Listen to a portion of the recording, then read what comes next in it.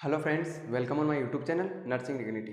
Friends, आज हम discuss करेंगे कुछ important topics of the medical surgical nursing. जैसा कि आपको पता है कि जो यूनिवर्सिटी एग्जाम्स हैं वो उनका टाइम टेबल आ चुका है, कुछ यूनिवर्सिटी की एग्जाम डेट भी आ चुकी है।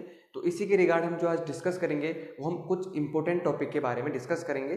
तो आज जो हमारा जो सब्जेक्ट है वो है मेडिकल सर्जिकल नर्सिंग फर्स्ट, जो BSc nursing first year second year के अंदर चलता है।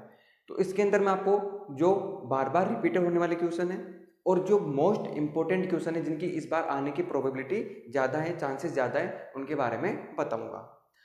पहले मैं आपको कुछ ऐसे क्वेश्चन बताऊंगा कि जो आपको पता है कि जो पेपर का पैटर्न होता है उसके अकॉर्डिंग मैंने पेपर को देखा है।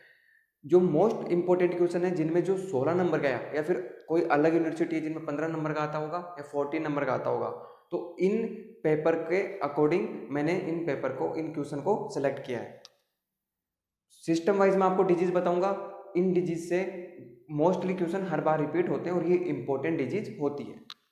First one is respiratory system. जो रेस्पिरेटरी सिस्टम है इससे आपको दो डिजीज तो पढ़ के जानी है। आपको सिलेबस तो एक बार पूरा पढ़ना है, लेकिन ये जो मैं टॉपिक बता रहा हूँ इनको बहुत तरीके से देखना है। सीओपीडी और न्यूमोनिया। सीओपीडी और न्यूमोनिया बार बार रिपीट होती है और जो बड़ा क्वेश्चन आता है वो इसमें से आता है। आपको पूछ सकता है define COPD, its aetiology and clinical manifestation, and define various diagnosis to identify या to detect the COPD, and draw a nursing care plan. या तो ऐसे पूछ सकता है या फिर पूछ सकता है nursing management of the COPD. और मेडिकल सर्जिकल नर्सिंग के अंदर यदि आपको अच्छे नंबर लाने हैं तो उसकी भी मैं आपको ट्रिक बताता हूँ कि आपको मेडिकल सर्जिकल नर्सिंग में क्वेश्चन के अकॉर्डिंग आंसर देना है। यदि क्वेश्चन के अंदर आपसे एटियोलॉजी पूछी है तो ही एटियोलॉजी का आप आंसर देना है, नहीं पूछी तो आपको आंसर नहीं देना है। यदि क्वेश्चन के अंदर उस डिजीज के पैथोफिजियोलॉजी पूछी है तो ही आंसर देना है, वरना आपको आंसर नहीं देना है। यदि मैनेजमेंट में नर्सिंग केयर प्लान पूछा है तो आपको पूरा फॉर्मेट बनाना है। यदि नर्सिंग केयर प्लान नहीं पूछ के ओनली नर्सिंग मैनेजमेंट पूछा है तो आप फिर उसका जिस तरीके से आप नर्सिंग डायग्नोसिस फिर उसके असेसमेंट बनाते हैं उस तरीके से बनाना है, तभी आपको अच्छे नंबर मिलते हैं। तो जो रेस्पिरेटरी सिस्टम है उससे दो डिजीज इंपॉर्टेंट है, pneumonia and COPD, chronic obstructive pulmonary disease. Cardiac system, और ये जो मैंने 5 सिस्टम लिए हैं ये सबसे इंपॉर्टेंट सिस्टम है, इनमें से बड़े क्वेश्चन आपको मिलेंगे ही मिलेंगे। कार्डियक सिस्टम में से myocardial infarction very very very important, angina pectoris, ये दोनों मोस्ट रिपीटेड क्वेश्चन होते हैं हर यूनिवर्सिटी एग्जाम के अंदर। तो कार्डियक के अंदर आपको एमआई और एंजाइना पेक्टोरिस पे ज़्यादा फोकस करना है। पढ़ने आपको सभी है लेकिन इन पे फोकस करना है। रीनल जो सिस्टम है अपने आप में इंपॉर्टेंट सिस्टम है, इसके अंदर आपको रीनल फेल्योर के अंदर से क्वेश्चन हर बार देखने को मिलता है। जो रीनल फेल्योर है उसके अंदर दो डिजीज आती है, acute renal failure and chronic renal failure. तो आपसे वो क्वेश्चन पूछ सकता है define renal failure and define etiology clinical manifestation of the acute renal failure, या फिर पूछ सकता है define etiology and clinical manifestation of the chronic renal failure and nursing management of the renal failure. जो renal failure है इसका other name से भी आ सकता है, घुमा के क्वेश्चन यदि पूछता है तो ESRD, and stage renal disease, इस नाम से भी क्वेश्चन आपसे पूछ सकता है। एंड डायलिसिस अपने आप में एक इम्पोर्टेंट डायग्नोस्टिक प्रोसीजर है और इंटरथेराप्यूटिक प्रोसीजर है। जो डायलिसिस होता है इससे क्वेश्चन हर बार आते ही आते हैं। जो डायलिसिस है या तो आपको शॉर्ट नोट में मिलेगा या 8 नंबर के क्वेश्चन में मिलेगा या फिर 16 नंबर के क्वेश्चन में आपको डायलिसिस मिलता ही मिलता है। अगला सिस्टम है अपना मस्कुलोस्केलेटल सिस्टम। मस्कुलोस्केलेटल सिस्टम बहुत से स्टूडेंट पढ़ते ही नहीं है, लेकिन मस्कुलोस्केलेटल सिस्टम से 4 नंबर का शॉर्ट नोट्स 2 और एक बड़ा क्वेश्चन कई बार पूछा गया है। बड़े क्वेश्चन में ऑस्टियोपोरोसिस हर बार आता है और जो फ्रैक्चर है बड़े क्वेश्चन के अंदर आ सकता है, ऑस्टियोपोरोसिस और फ्रैक्चर। और इसके शॉर्ट नोट्स में भी कुछ क्वेश्चन आते हैं लाइक प्रोस्थेसिस, ये शॉर्ट नोट्स में पूछ सकता है। तो आपको और जो मस्कुलोस्केलेटल सिस्टम है इसे भी पढ़ के जाना है। नेक्स्ट जो हमारा है एंडोक्राइनल सिस्टम, अपने आप में इंपॉर्टेंट सिस्टम है। और एंडोक्राइन सिस्टम में आपको भी पता है एक डिजीज सबसे इंपॉर्टेंट है वो है डायबिटीज मेलाइटस। ये हर एग्जामिनेशन के अंदर 16 नंबर के क्वेश्चन में आता ही आता है, बहुत एग्जाम में ये बार बार रिपीट होता है। तो ये जो मैंने आपको बताया सिस्टम वाइज डिजीज बताइए, अराउंड ये 10 डिजीज है। इनके अंदर से आपको 3 से 4 डिजिट्स आने की ज़्यादा चांसेस है, तो आपको इन 10 डिजिट्स को तो एकदम तरीके से पढ़ के जाना है। तो ये थे हमारे बड़े क्वेश्चन। अब मैं बताऊंगा आपको कुछ अलग से, इनमें से 2 टॉपिक हैं, इनमें से एक टॉपिक हर बार एग्जाम आता है ऑल्टरनेटिवली, या तो आपसे पूछ सकता है shock, its type and clinical manifestation और nursing management. Define shock, its clinical manifestation, its type and nursing management of the shock. या फिर दूसरा हमारा जो इंपॉर्टेंट टॉपिक है वो होता है पेरी ऑपरेटिव नर्सिंग केयर।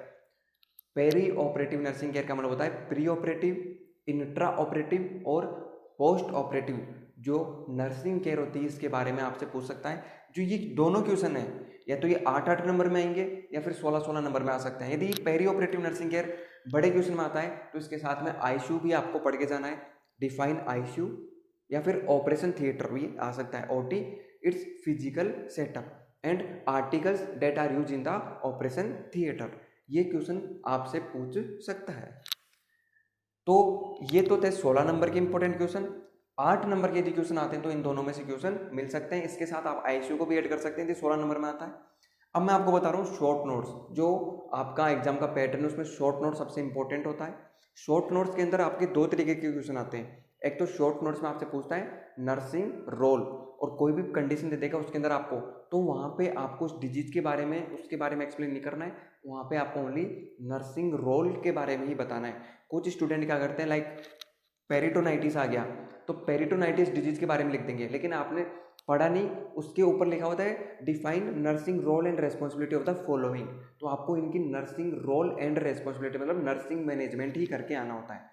यदि आपसे ओनली शॉर्ट नोट्स पूछा है तो आप इसके बारे में इजीली डिजीज के बारे में डिफाइन कर सकते हैं। तो यहाँ पे आपको जो शॉर्ट नोट्स हैं जो हर बार इंपॉर्टेंट है, रिपीट होते हैं, उनके बारे में बता रहा हूँ। ये शॉर्ट नोट्स 8 नंबर के क्वेश्चन में भी आ सकते हैं और 4 नंबर के क्वेश्चन में भी आ सकते हैं। Peritonitis, BPH, benign prostatic hyperplasia, ये जो है आपको हर एग्जाम के अंदर देखने को मिलेगा। जॉन्डिस, जो जॉन्डिस है ये 8 नंबर में भी आ सकता है और 4 नंबर के अंदर भी आ सकता है। और सीपीआर अपने आप में इंपॉर्टेंट टॉपिक है। सीपीआर आपको पेरी ऑपरेटिव नर्सिंग केयर के साथ में भी मिल सकता है 8 नंबर के में, या फिर सीपीआर आपको शॉक के साथ में भी मिल सकता है। हेपेटाइटिस, और हेपेटाइटिस में भी, हेपेटाइटिस भी आपको पढ़ के ही जाना है, शॉर्ट नोट्स में हमेशा पूछता है। एनीमिया अपने आप में इंपॉर्टेंट टॉपिक है, शॉर्ट नोट्स के अंदर मोस्टली रिपीट होता है एनीमिया। इनफर्टिलिटी, आप सॉल्ट पेपर यदि पढ़ते हैं तो आप देख सकते हैं इनफर्टिलिटी मोस्ट एग्जाम के अंदर रिपीटेड होता है, तो इनफर्टिलिटी भी आपको पढ़ के जाना है शॉर्ट नोट्स के अंदर। एम्फाइसीमा, जो रेस्पिरेटरी प्रॉब्लम है, इसके अंदर जो मेजर डिजीज कंडीशन होती है सीओपीडी, वहाँ पर भी आपका कवर हो जाएगा, लेकिन शॉर्ट नोट्स में आपसे सेपरेटली ये पूछ सकता है एम्फाइसीमा। इनफर्टिलिटी वो तो डिस्कस हो गया, और आपसे पूछ सकता है physical setup of the ICU, जो आईसीयू है इसका फिजिकल सेटअप पूछ सकता है। और भी आपसे शॉर्ट नोट्स आ सकते हैं, लाइक हर्निया हो गया, लेकिन ये जो मैंने क्वेश्चन बताए आपको, ये तो आपको पढ़ के जाने हैं, इनमें से आपको एक भी टॉपिक को स्किप नहीं करना है यदि आपको अच्छे नंबर लाने और पास होना है। सिलेबस आपको पूरा कवर करना है। और अब मैं आपको बताऊंगा कुछ ट्रिक्स जिनके द्वारा आप अच्छे नंबर गेन कर सकते हैं। एक तो आपको पता है जो आपका टाइम मैनेजमेंट है सबसे इंपॉर्टेंट होता है। सभी स्टूडेंट को एग्जाम में आंसर सभी क्वेश्चन के आते हैं, लेकिन टाइम मैनेजमेंट प्रॉपर नहीं होने के कारण आधे स्टूडेंट जो क्वेश्चन है उनको अटेम्प्ट नहीं कर पाते, लास्ट वाले क्वेश्चन है उनके वो अच्छे तरीके से नहीं हो पाते। तो आपको टाइम मैनेजमेंट लेके चलना है। दूसरी इंपॉर्टेंट जो चीज़ है वो है कि यदि क्वेश्चन में आपके 5 क्वेश्चन करने होते हैं, 7-8 क्वेश्चन आ रहे हैं या 6 क्वेश्चन भी आ रहे हैं, तो उनमें से यदि 3 शॉर्ट नोट्स हैं, और यदि आपको 3 शॉर्ट नोट्स आ रहे हैं और 3 आपके जो बड़े क्वेश्चन हैं, तो आपको शॉर्ट नोट्स अटेम्प्ट करने हैं सबसे पहले, क्योंकि जो शॉर्ट नोट्स होते हैं उनके अंदर आपको अच्छे नंबर मिलने की चांसेस ज़्यादा होते हैं as compare to long question. तो आपको ये कुछ माइनर चीज़ें ध्यान रखनी है और आप इजीली अच्छे नंबर स्कोर करेंगे।